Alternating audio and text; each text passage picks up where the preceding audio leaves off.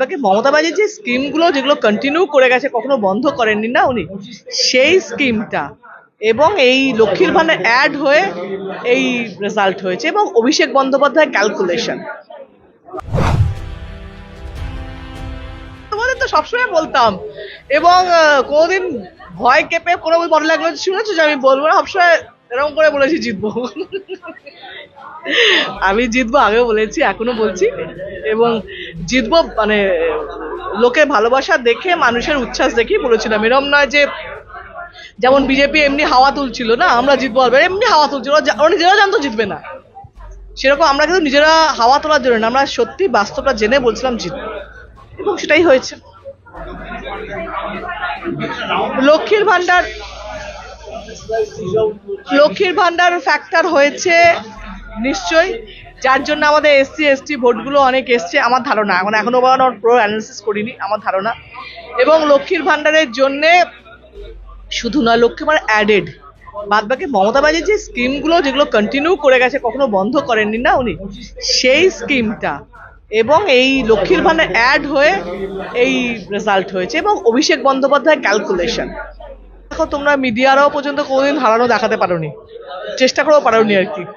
তো সেই জন্যে ওরাও জানতো, আমরা জানতো, মানুষও জানতো যে জিতবে। সেই জন্য ভোটগুলো ভুল জায়গায় দেবে না। যারা তৃণমূলের যারা বিজেপিকে সমর্থন করে, হিন্দুত্ব সমর্থন, তারা বিজেপিকে দিয়েছে, দেবেও।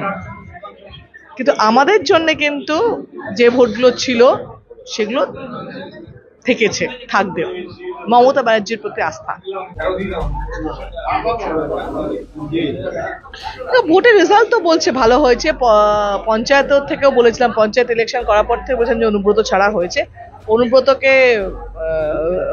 নেগলেক্ট করে নয়, অনুব্রতকে অস্বীকার করে না, অনুব্রত বন্ধুর অবদান আছে বীরভূমের প্রতি, বীরভূমের নেতা কর্মীদের প্রতি অবদান নিশ্চয়ই আছে এবং তারা তাদের মতন করে ভোট করেছে, সেদিন শিখেছে বলেই ভোটের ইনিশিয়ালি ভোট কিভাবে হয়, কি করে হয়, সব নেতা হতে শিখিয়েছে। তো তাকে অবজ্ঞা করার কোনো কারণ নেই, বা করাটা ভুল। কিন্তু ওনাকে ছাড়াও পঞ্চায়েত জিতেছে এবং ওনাকে ছাড়াও লোকসভা হয়েছে। এটা হওয়ার ছিল এবং এক্সিট পোল করে করে করে করে কালকেও সোনিয়া গান্ধী বলেছিল, দেখেছিলে যে এক্সিট পোল ভুল প্রমাণ হবে, তাই হয়েছে, কোনোভাবেই কিছু না। মোদিজির কারিশমা শেষ হয়ে ডাউনের দিকে এবং মোদিজির প্রতি যে অন্ধভক্ত, ওরা তা অন্ধ থাকবে।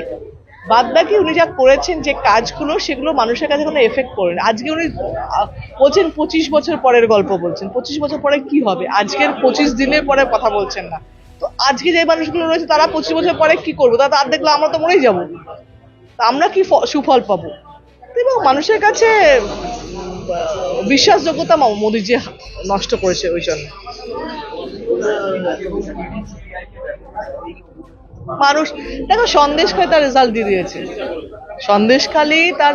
দিয়েছে যে কি হতে পারে।